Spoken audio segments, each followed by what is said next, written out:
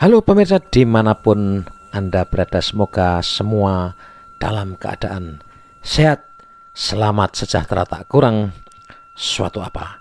Hari ini Senin 27 Maret 2023, kita akan mendengarkan penjelasan yang akan menambah pengetahuan kita tentang aspek-aspek kegunung apian, yaitu tentang magma, lava, dan terbentuknya gunung berapi. Namun sebelum menuju ke session sharing, kita akan mengupdate perkembangan aktivitas vulkanik Gunung Merapi per Senin 27 Maret 2023, dan sampai hari ini masih didominasi oleh aktivitas guguran material lava. Saya akan membacakan laporan periode 6 jam pertama pada Senin 27 Maret 2023, yaitu antara pukul 00 hingga 06.00 waktu Indonesia bagian Barat. Terjadi 35 kali gempa guguran dengan durasi maksimal 132 detik, ya lumayan panjang. Kemudian 4 kali gempa hibrid atau gempa fase banyak, 1 kali gempa vulkanik dangkal. Ya, jadi ada sedikit penurunan dibanding 2 hari yang lalu, ya, di periode yang sama. Biasanya lebih dari 5 kali dalam periode 6 jam ini terjadi gempa vulkanik dangkal, ya. Sekali lagi, gempa vulkanik dangkal adalah kegempaan yang mengindikasikan aktivitas magmatik di permukaan. Biasanya akan diakhiri dengan ekstrusi atau keluarnya magma ke permukaan. Kemudian terdeteksi juga terjadi 1 kali gempa tektonik jauh. Nah, itu tadi data hasil pengamatan dan analisis selama 6 jam pertama pada Senin 27 Maret 2023. Sepanjang 24 jam pada hari sebelumnya, yaitu Minggu 26 Maret 2023, tercatat terjadi 113 kali gempa guguran durasi maksimal 209 detik. Ya, ini panjang ini, ya. Jadi mungkin bisa menjangkau jarak lebih dari 1.500 hingga 2.000 meter nih jarak luncur dari material yang gugur terutama nih dari kubah di puncak barat daya Merapi. Kemudian terjadi 17 kali gempa hibrid atau gempa fase banyak dan 7 kali gempa vulkanik dangkal. Jadi praktis ada penurunan karena di 2 hari sebelumnya ini gempa vulkanik dangkal dalam 24 jam itu bisa mencapai puluhan atau belasan sampai puluhan, dan sehingga ini tren yang menurun ini moga-moga menjadi pertanda baik, meskipun aktivitas vulkanik Gunung Merapi ini masih dalam level yang cukup tinggi, harus diwaspadai semua. Dan BPTKG Yogyakarta masih merekomendasikan jarak radius bahaya itu maksimal 7 km di sektor barat daya, kemudian 5 km di selatan, dan 3 km di tenggara. Artinya di radius-radius itulah kemudian direkomendasikan tidak boleh ada kegiatan manusia. Baik pemirsa, kita akan segera mendengarkan penjelasan apa itu magma, apa itu lava, apa itu lahar, dan ini yang kadang-kadang sering membingungkan kita sebagai orang awam, ya. Ini akan memberi pengetahuan baru dan bisa memberi pencerahan kepada kita semua tentang aktivitas vulkanik di benua atau di planet bumi ini. Penjelasan akan disampaikan oleh penyelidik Bumi Madya, Balai Penelitian Pengembangan Teknologi Kegunung Apian dan Kebencanaan Geologi atau BPTKG Yogyakarta, yaitu Mas Raditya Putra.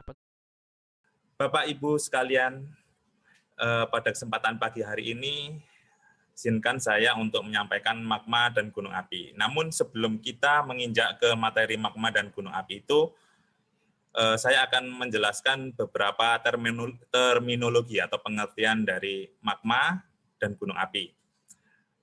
Kadang di masyarakat kita sering sekali sulit membedakan antara magma, lava, dan lahar. Kalau magma itu adalah cairan silika panas yang masih di dalam tubuh gunung api. Jadi belum keluar, itu disebut magma. Sedangkan lava adalah cairan panas silika pijar yang sudah keluar ke permukaan bumi, bentuknya bisa berupa kubah lava, ataupun leleran lava seperti gambar yang ditampilkan ini. Ini adalah lava yang di Pahoehoe, yang ada di Hawaii. Jadi, kalau magma masih berada di dalam perut bumi, sedangkan lava itu sudah di luar dari tubuh gunung api.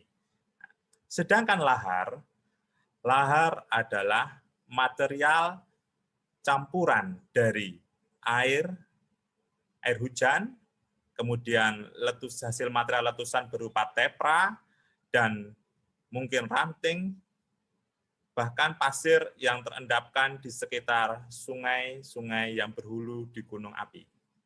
Oke.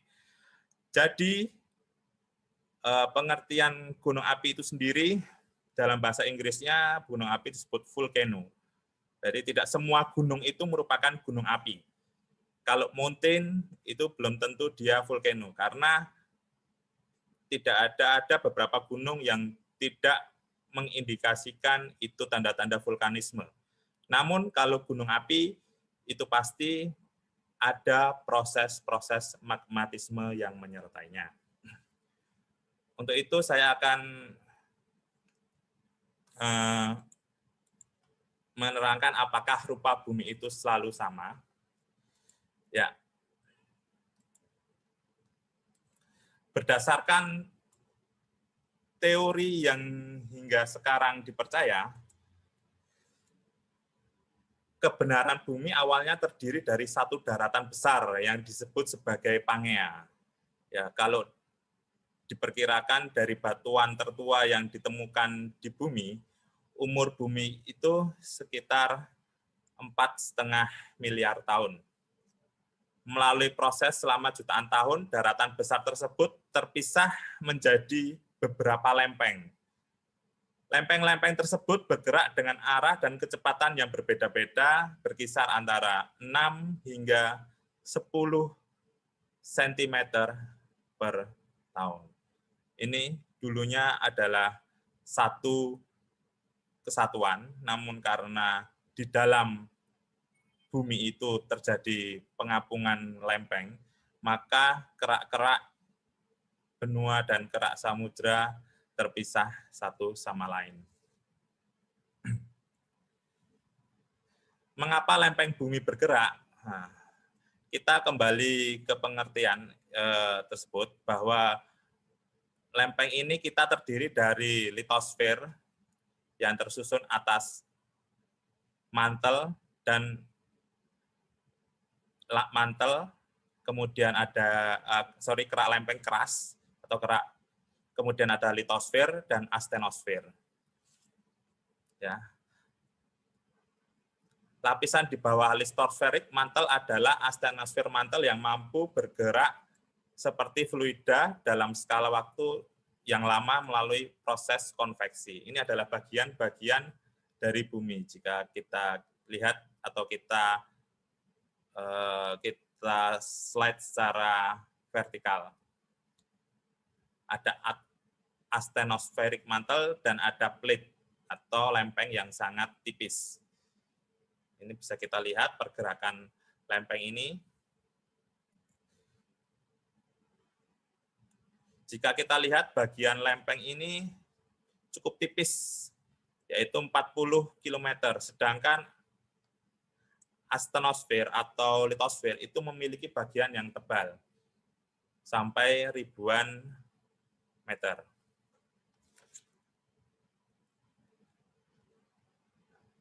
Lempeng tektonik dan magmatisme. Magma hanya terbentuk pada 3 tatanan lempeng tektonik. Jadi di dunia ini magma hanya terbentuk pada 3 tatanan tektonik. Yang pertama adalah divergent plate atau margin interplate.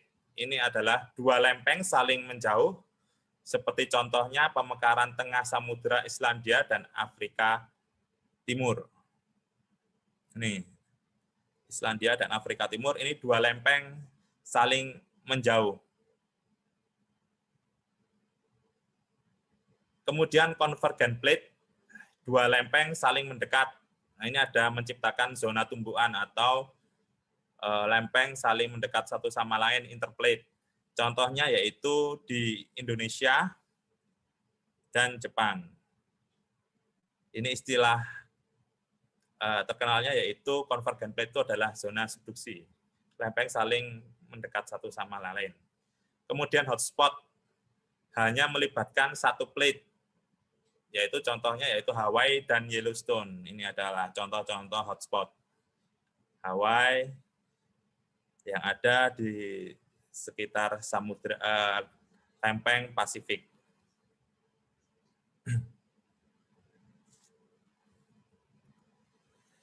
Bagaimana magma terbentuk?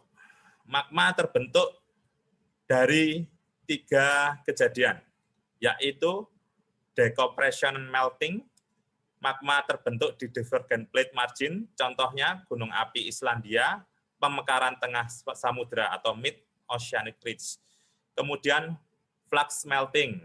Ini kemudian magma terbentuk di convergent plate margin, zona subduksi, yang contohnya yaitu gunung-gunung api di Pulau Jawa.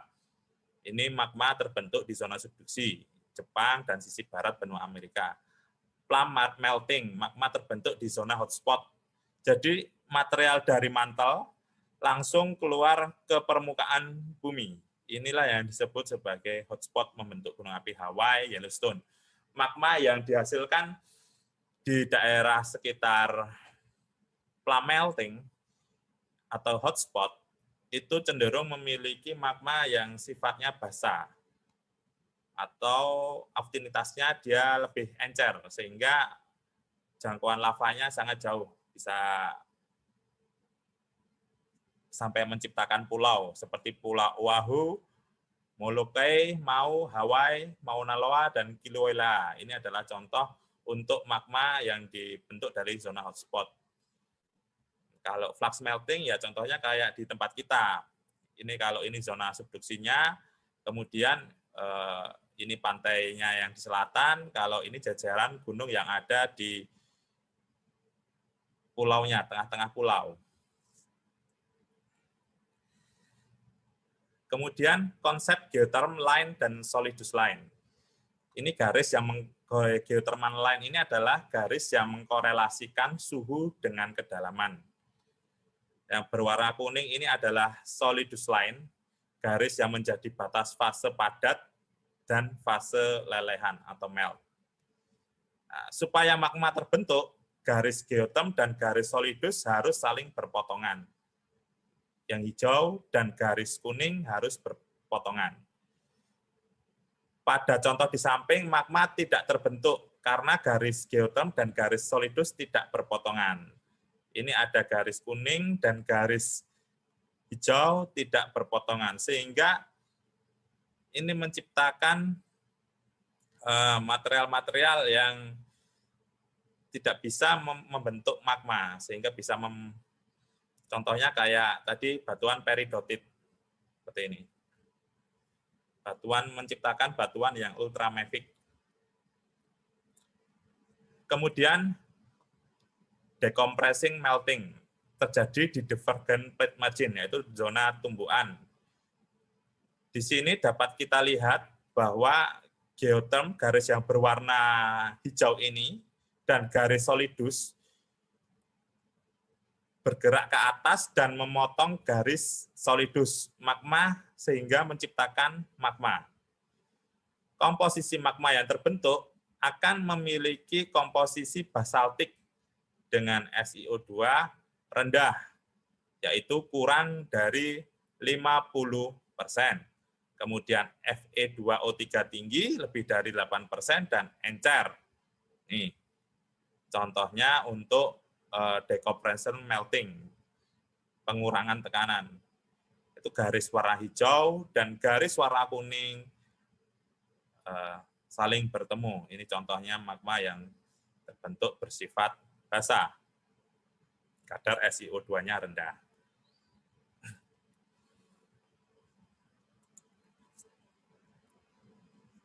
Kemudian plum melting. Plum melting terjadi di daerah hotspot. Plum melting, penambahan panas dari mantel plum membuat suhu mantel meningkat, menyebabkan pelelehan litosferik mantel dan keras. dalam garis geoterm, garis solidus, karena penambahan panas dari mantel plam, garis geoterm bergerak ke kanan dan memotong garis solidus yang terbentuk. Ini garis yang geoterm memotong garis kuning atau garis solidus, sehingga magma terbentuk. Komposisi magma tergantung dari keraknya yang berada di atas mantel. Jika kerak samudra, magma bersifat basaltik, namun jika di kerak benua, magma bersifat asam atau rheolitik. Jadi tergantung material penyusun keraknya. Ini contohnya untuk yang plum melting, bentuknya magma.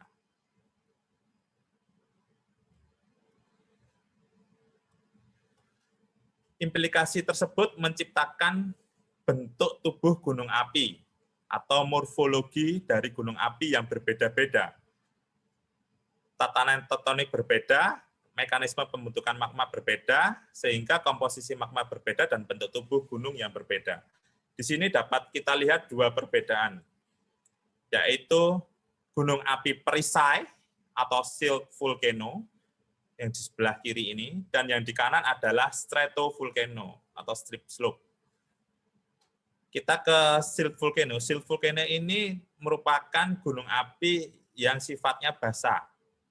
Ketinggiannya mungkin tidak lebih dari 1.500 karena dia relatif encer.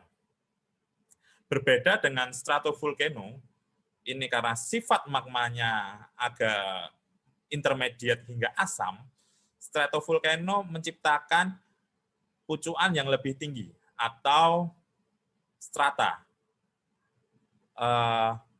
Puncaknya yang lebih tinggi ini diakibatkan karena sifat magmanya yang relatif tidak encer atau agak sedikit padat, ya, berbeda dengan silt volcano. Namun jangkauan dari magma ini tidak jauh, beda dengan silt volcano. Walaupun silt volcano ini pendek, namun jangkauan dari lavanya dia bisa menjangkau tempat yang cukup jauh. Silt volcano ini memiliki